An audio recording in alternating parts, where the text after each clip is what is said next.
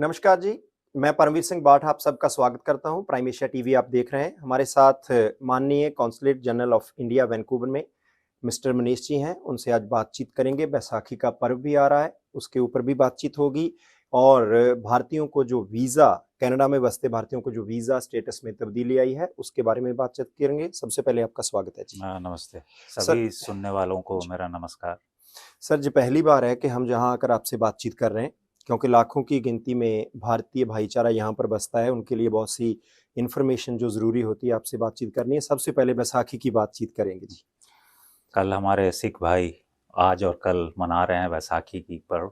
ये बहुत ही महत्वपूर्ण पर्व है हमारे सिख भाइयों के लिए और जो भी सिख धर्म में विश्वास रखते हैं सभी लोगों को मेरी बहुत बहुत हार्दिक शुभकामनाएं काउंसलावास की तरफ से, मेरे तरफ से। ये पर्व आप सभी के लिए खुशहाली लाए, आप सभी स्वस्थ रहें, समृद्ध रहे, यही आशा है। और ये हार्वेस्ट फेस्टिवल है और कनाडा में स्पेशली ये मंथ सिख हेरिटेज मंथ के नाम से मनाया जाता है। तो सभी जो कनाडा वासी हैं, हमारे सिख भाई जो ग्रेटर वैंकूवर एरिया और पूरे कनाडा में हैं, जो भारतीय मूल के निवासी हैं, सभी को बैसाखी की बहुत बहुत हार्दिक शुभकामनाएं। सर एक बात मैं आपसे और पूछना चाहता हूँ कि बहुत से लोग जो नए कनाडा में आते हैं, भारत से मूव होते हैं, चाहे अंतर्राष्ट्रीय विद्यार्थी हों, चाहे वर्क परमिट पे लोग आते हैं। शुरू-शुरू में बहुत सी चीज़ों का पता नहीं होता कि भारतीय उच्चायुक्त यहाँ पर कैसे काम करता है, क्या-क्या चीज़ें उनके साथ उनकी संबंधित हैं। अगर मैंने मूलभूत रूप में पूछना हो कि क्या काम होता है कॉन्सुलेट जनरल ऑफ़िस का, जिससे कि साधारण लोग जो भारत से यहाँ पर मूव हैं, उनको एक जुड़ाव-सा और थोड़ा-सा महसूस हो? जहाँ तक आपका सवाल है, हाँ, हमारे जो भारतीय जो भी आते हैं उनको पता रहता है कि भारत के रिप्रेजेंटेटिव हर देश में होते हैं। और जहाँ तक कनाडा का सवाल है, हमारी हाई कमीशन ओटावा में है, काउंसलेट जनरल वैंकूवर में है, जो कि 5 प्रांतों को देखती है: ब्रिटिश कोलंबिया, अल्बर्टा, सास्केचुआन, यूकोन और north west territory. Western Canada में जितने भी भारतीय मूल के निवासी या इंडो कैनेडियंस या नॉर्मल कैनेडियंस जो भी हैं, उनको हम काउंसलर सेवाएं प्रदान करते हैं। काउंसलर सेवाएं मूलतः पासपोर्ट सेवा होती है भारतीय मूल के निवासियों के लिए। उसके अलावा passport renewal, police clearance certificate, power of attorney, जो भारतीय सरकार के साथ बहुत लोग जो पेंशनर्स हैं, जी। बहुत सारे एक्स सर्विसमैन भी हैं इस इलाके में, उनको हम लाइफ सर्टिफिकेट भी देते हैं। इसके अलावा वीज़ा जो भी इंडिया के को ट्रैवल करेंगे कैनेडियंस, उनको वीज़ा चाहिए होती है, तो वीज़ा हम सर्विसेज देते हैं। फिर एक बहुत बड़ा काम हमारा overseas citizen of India, OCI card बोलते हैं, वो कार्ड भी हम इशू करते हैं। तो इस तरह से जितने भी सारे काउंसलर सर्विसेज हैं जो हमारे जुरिस्डिक्शन में, उन्हें हमें हमारे पास आना होता है। और आउटसोर्स्ड एजेंसी है बीएलएस इंटरनेशनल, वो एप्लीकेशन कलेक्ट करती है। वैंकूवर में एक ऑफिस है, सरी में है, एडमिंटन और कैलगरी में है। तो डायरेक्ट एप्लीकेशन हम नहीं लेते हैं। आप लोग सभी जानते हैं कि पिछले 2 साल में कोविड महामारी के वजह से इन पर्सन एप्लीकेशन एक्सेप्ट नहीं करते हैं। हम सिर्फ करते हैं जब इमरजेंसी केसेस में, जी। जबकि किसी को इमरजेंसी केसेस में ट्रैवल करना होता है भारत, तभी हम अक्रॉस द काउंटर सर्विसेज देते हैं वीज़ा के लिए। और इमरजेंसी सर्विसेज जहाँ तक है कि किसी के निकट के लोग का देहांत हो गया या मृत्यु हो गई किसी कारणवश, तभी हम इमरजेंसी सर्विसेज देते हैं। और छुट्टियों के दिन समय भी हम देते हैं, सैटरडे हो, संडे हो, छुट्टी है। इमरजेंसी फ़ोन नंबर है, उस पर को लोग कॉल करके अपनी जो भी रिक्वेस्ट है वो देते हैं, तब हम वीज़ा उनकी प्रोसेस करते हैं। बाकी सारी सर्विसेज बीएलएस के थ्रू होती है, एप्लीकेशन वहाँ जमा होती है। सारी information consulate general of India Vancouver के वेबसाइट पे है। बीएलएस इंटरनेशनल एजेंसी, जो आउटसोर्स एजेंसी, एक प्राइवेट कंपनी है, कनाडा में इनकॉर्पोरेटेड है, उसकी एजेंसी, उसकी वेबसाइट के से आप माध्यम से आप सारी सेवाएं ले सकते हैं। सारी ऑनलाइन एप्लीकेशंस होती है और बहुत सिंपल एप्लीकेशन होती है, 2 पेज की होती है जी। ज़्यादातर। वीज़ा आप ऑनलाइन भरिए, जमा कीजिए, प्रिंट आउट लीजिए, डॉक्यूमेंट लगा के, फीस लगा के, आप अपॉइंटमेंट लेना होगा। लेकिन जी। जैसा मैंने कहा कि बहुत पिछले साल काफ़ी ये थी, सवाल उठते थे कि लोगों को लाइन लगानी पड़ती है सुबह 4 बजे से 5 बजे से। तो हमने टेक्नोलॉजी का सहायता लेके अपॉइंटमेंट सिस्टम शुरू किया है, जिसके साथ आप अपॉइंटमेंट लीजिए और जब आपको टर्न आए तो जाके एप्लीकेशन जमा कर दीजिए। फिर सवाल आई कि भाई अपॉइंटमेंट नहीं मिल रही है, मुझे तो आज जाना है इंडिया, कल जाना है, मैंने तो टिकट खरीद ली है। ऐसी होती नहीं है बातचीत। कोई भी देश अक्रॉस द काउंटर वीज़ा नहीं देता है। आपको एक सिस्टम होती है, एक प्रोसीड्योर होती है, उसके तहत आपको फॉलो करना पड़ता है। तो उसका भी हमने सॉल्यूशन निकाला। भाई ठीक है, किसी को शॉर्ट नोटिस पे इंडिया जाना है, क्योंकि ज़्यादातर यहाँ पे जो सर्विस हम प्रोवाइड करते हैं भारतीय मूल के लोग हैं जो कैनेडियन बन गए हैं। तो एवरी डे सुबह शाम 7 से 7:30 बजे के बीच में एवरी डे कुछ स्लॉट्स रिलीज़ होती है। दूसरे दिन के नेक्स्ट डे अपॉइंटमेंट के लिए स्लॉट रिलीज़ करते हैं। तो इस आपके टीवी के माध्यम से मैं बताना चाहूँगा कि जिन्होंने अपॉइंटमेंट नहीं मिल रही है, क्योंकि एक दिन में लिमिटेड स्पेस है जिसकी अपॉइंटमेंट हम दे सकते हैं, तो आपको आज नहीं कर सकेंगे तो you have to the period will extend. So अभी 2 महीने के बाद की अपॉइंटमेंट मिलेगी, लेकिन आपको परसों जाना है या 1 हफ्ते में जाना, तो आप आज 7 से 7:30 बजे वैंकूवर टाइम में लॉग इन कीजिए। अपॉइंटमेंट स्लॉट आपको दिखेगा खुला हुआ कल के लिए जी। तो फिर आप अपॉइंटमेंट ले लीजिए, अब फिर आप जमा करा दीजिए।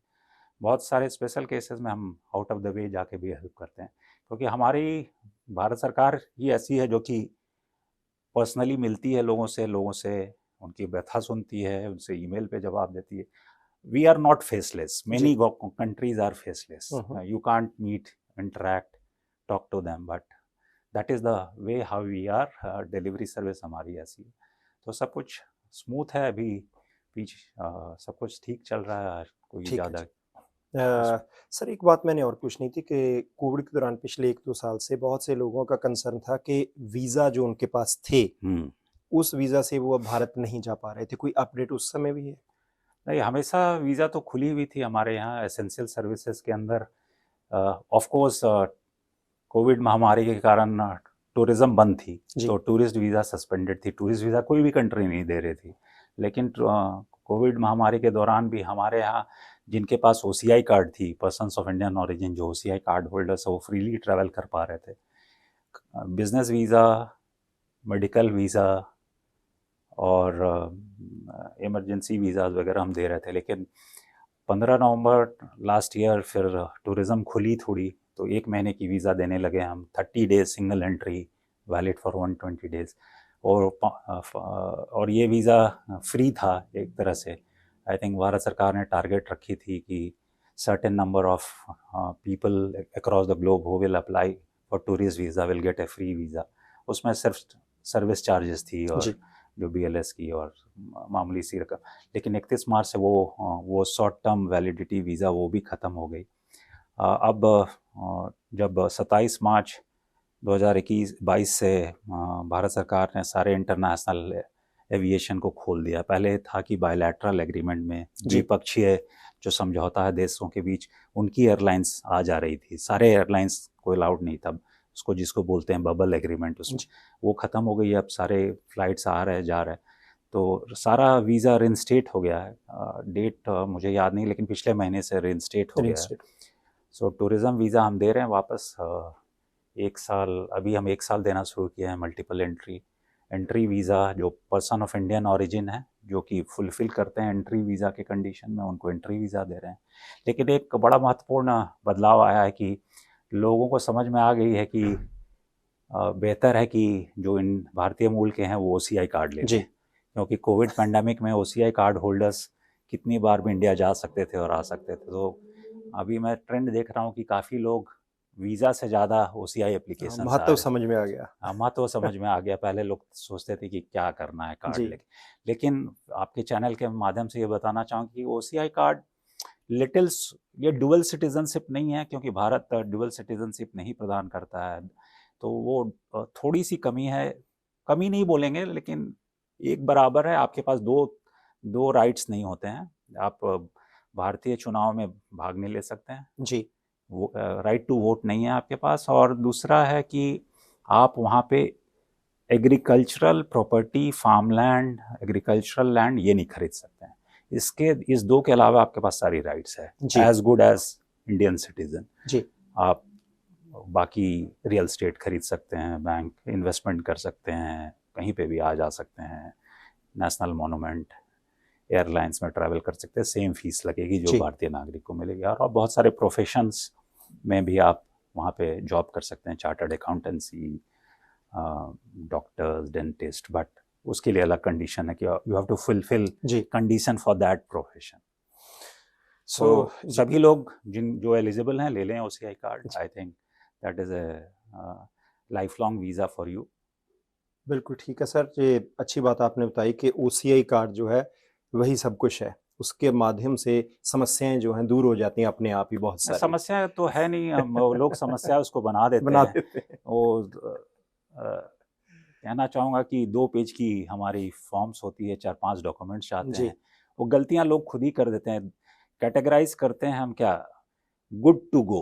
गुड जी। To go mean application which is error free. Hmm. So once the application is error free then it's become seamless. Problem तभी आती है जबकि आप, क्योंकि आप फॉर्म तो खुद ही भर रहे हैं ना, हम तो नहीं भर रहे हैं आपके जी। लिए। आप ऑनलाइन भर रहे हैं, आपने नाम गलत भर दी, डेट ऑफ बर्थ गलत भर दिया, कुछ गलत भर दिया, तो एरर आ जाती है। तो वो हाँ हैंड से तो करेक्ट नहीं हो सकती, जी। वो ऑनलाइन ही करेक्ट ऑनलाइन हो। होगी। और ये थोड़ी और ज़्यादा मुश्किल हो गई जबकि वॉक इन सर्विसेज नहीं थी, पोस्टल हो गई थी, लोग फेस टू फेस नहीं मिल पा रहे थे, तो गलतियां जल्दी रेक्टिफाई नहीं हो पाती। पोस्टल एप्लीकेशन आई, सब रिड्यूस्ड नंबर्स में काम कर रहे थे, तो उसमें ज़्यादा थोड़ा सा डिले हो जाता है। जब एक बार गलती हो जाती है फिर आप क्लाइंट को भेजो कि भाई आप ये चेंज करो, फिर वो आएगी, तो उसमें थोड़ी, बाकी अदरवाइज आज के डेट में तो कोई पेंडेंसी नहीं है हमारी वीज़ा की। जी। OCI कार्ड्स में एक टाइम होती है, उसके भी पहले इशू नहीं हो पाती है, वो सरकारी नियम है, उसमें 30 डेज कम से कम मिनिमम वेटिंग पीरियड है from the time I meaning consulate uploads the application. तो 4 से 5 हफ्ते में OCI कार्ड मिल जाती है अगर सब क्लियरेंसेस हो जाती है। बाकी पुलिस क्लियरेंस सर्टिफिकेट तो भारत के राज्य के पुलिस स्टेशन में जाती है, तो वो डिपेंड करता है कि कितनी फास्ट वहाँ पे पुलिस वाले क्लियर करते हैं। जी। तो वेटिंग पीरियड ज़्यादा नहीं है अन्य देशों की तरह, जहाँ की 180 से 240 दिन लगता है जी। वीज़ा इशू होने में। भारतीय मूल के लोगों को अगर यहाँ आना है तो कम से कम इतना वेटिंग पीरियड है। या बहुत सारे डेवलप्ड कंट्री में 1-1 साल के बाद की अपॉइंटमेंट मिलती है जस्ट टू फाइल फॉर जी। वीज़ा इंटरव्यू और बायोमेट्रिक्स। तो इतनी आसानी है वहाँ की निस्बत। जी। बहुत आसान है, बहुत आसान है। लेकिन फिर भी कभी कभी फिर भी लगता हाँ, है। लोग तो जो जिनको बदनाम करना है वो या कुछ करना है वो तो करते ही रहेंगे, जी। उसको रोक नहीं सकते। लेकिन हाँ, पॉजिटिव फीडबैक है, हम बात करते हैं, रेडियो पे भी जाते जी। हैं, टेलीविज़न पे भी जाते हैं, लोगों को एजुकेट करते हैं। जी। सर शुक्रिया, आप आज आपने समय दिया। कुछ और इश्यूज़ हैं भाईचारे के, जब आप दोबारा समय देंगे फिर उन पर हम लोग बात करेंगे, लेकिन आपकी आज की बातचीत से बहुत से लोगों को संतुष्टि होगी, इसके लिए हम उम्मीद करते हैं। जी, शुक्रिया जी। शुक्रिया, और एक बार पुनः सारे सिख भाइयों को और बहुत सारे अन्य प्रांत के लोग भी हार्वेस्ट फेस्टिवल मना रहे हैं। हमारे तेलुगु भाई लोग उगाड़ी मनाएंगे और बहुत सारे लोग मनाएंगे। सभी को आपके टीवी के माध्यम से बहुत बहुत शुभकामनाएं आने वाले पर्व के लिए। और इस साल बड़ा महत्वपूर्ण है, आज़ादी का अमृत महोत्सव मना रहे हैं हम लोग, 75 साल आज़ादी की। तो आपके चैनल के थ्रू सभी से रिक्वेस्ट है कि बढ़ चढ़कर हिस्सा लें, जन भागीदारी के रोल में हम मना रहे हैं। और गुरुद्वारे हों, मंदिर हों और कम्युनिटी एसोसिएशन है, सबके साथ मिलके मना रहे हैं। तो आने वाले अगले जून में इंटरनेशनल डे ऑफ योगा होगा, फिर सितंबर में नमस्ते कनाडा मनाएंगे, अगस्त में हमारी 15 अगस्त के इवेंट्स होंगे। तो आशा है कि सभी लोग हिस्सेदारी करेंगे और कंट्रीब्यूट करेंगे। आप सभी लोग भारतीय मूल के हैं, तो आपको की पहचान भारत से है, तो इसीलिए भाईचारे में रहें। यहाँ कोई सिख नहीं, कोई हिंदू नहीं, कोई मुसलमान नहीं, कोई बुद्धिस्ट नहीं, सबको जो देखेंगे यहाँ के लोग सब मानेंगे कि आप भारतीय हैं। तो हम तो आके चले जाते हैं 3 साल में, लेकिन you are permanent feature here. तो द कंडक्ट जैसे आप बर्ताव करेंगे वैसे ही भारत का नाम होगा, और अपने देश पे गर्व करें, प्रगति के पथ पे है और बहुत जल्दी ही developed world security council member सब बनेंगे हम। जी, शुक्रिया जी, मेहरबानी। So mister Manish, consul general of India Vancouver में उनसे बातचीत आज हुई है। बहुत सी बातों पर विस्तार से उन्होंने बताया कि आने वाले समय में कहाँ जा रहे हैं, कहाँ खड़े हैं। ख़ास तौर पे वीज़ा के बारे में बहुत सी भ्रांतियाँ होती रही हैं, बहुत सी शिकायतें होती रही हैं। टाइम पीरियड, रिक्वायरमेंट, कहाँ तक जाएँ, कैसे जाएँ, वो सारी चीज़ क्लियर कर दी। उम्मीद है कि आपको प्रोग्राम पसंद आएगा। यहीं परमवीर सिंह बाठ को दीजिए आज्ञा। देखते रहना प्राइम एशिया टीवी।